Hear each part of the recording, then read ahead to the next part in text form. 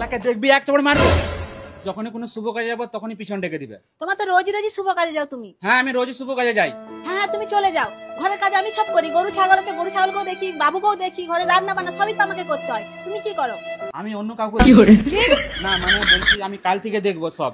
আজকে আমি একটা শুভ কাজে যাচ্ছি, কাল থেকে আমি সব দেখবো। তুমি খেয়ে দিয়ে শুয়ে পড়বে, আজকে হয়তো রাত হয়ে যাবে। রোজই রোজই তো রাত করে এসো, রোজই তো একটা ফেক পেয়ে যাও। বৌমা, ও বৌমা, বৌমা, কি হলো? ভাই কোথায় গো? তোমার ভাই তো সে শুভ কাজে গেছে, কাল সকাল থেকে বেরিয়ে গেছে, বললো রাতে ঘর ঢুকবে, রাতে তো এলোনি। সকাল হয়ে গেল, এখনো অবধি ঘর এসেনি। হারামজাদা কি করেছে জানো? আমাদের মান সম্মান সব ডুবি দিয়েছে। ও কোনো শুভ কাজে যায়নি। কি করেছে? কি করেছে এই ভিডিওটা দেখো। বাড়িতে স্ত্রী সন্তান রয়েছে, তবুও সমান্তরালভাবে প্রতিবেশী এক বিধবার সঙ্গে পরকীয়া চালিয়ে যাচ্ছিলেন ঘাটাল থানার যদুপুরের এক যুবক। শনিবার রাতে বৃষ্টি মিঠে আবহাওয়ায় প্রতিবেশী বিধবার সঙ্গে পরকীয়া করতে গিয়ে হাতে নাতে ধরা পড়লেন এই যুবক।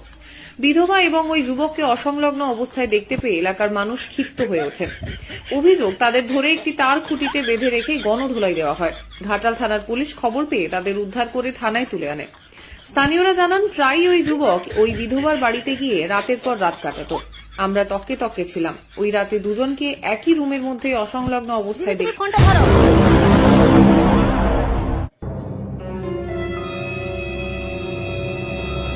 শালা হারামজাদা করে যে কেটে কুচাবো ঘরটা আজকে।